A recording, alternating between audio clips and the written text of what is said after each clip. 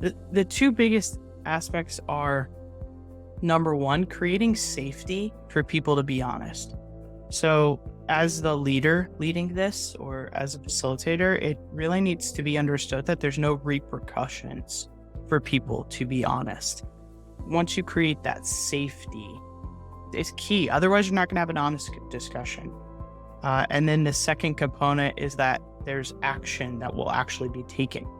From that is, okay, if you spend an hour to discuss and actually come up with a plan as a team to address this challenge, act on it. Like, don't leave that meeting before you also have a plan for how you're going to implement it. Yeah. Yeah. And you spoke about going on a hike together.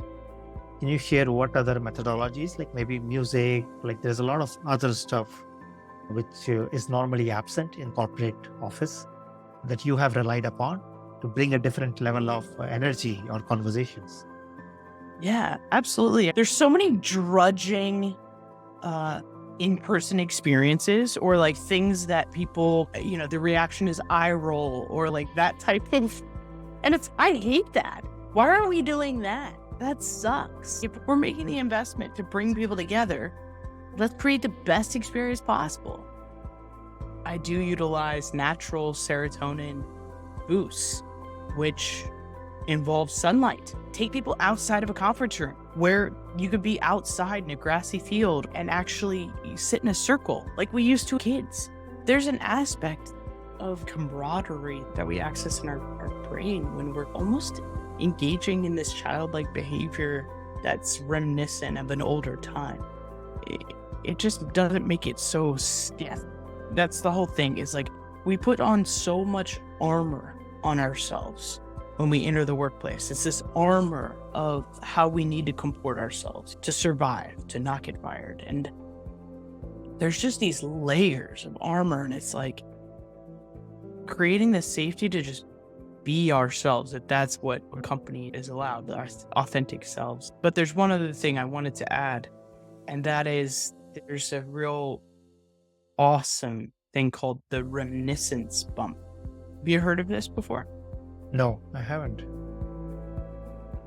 So the reminiscence bump is talking about how basically from the age of 14 to 21, we have a proclivity to be drawn to songs from that period of our lives. Right. So what I'll do too is, in that survey I mentioned, I'll ask people when they were born, what year they were born. And then I'll do the math and basically figure out songs from when they were 14 to 21. And I'll do one song for each person. And what I'll do is even look up like the prom songs that were going on. Okay, yes, that's for Americans who are part of the group.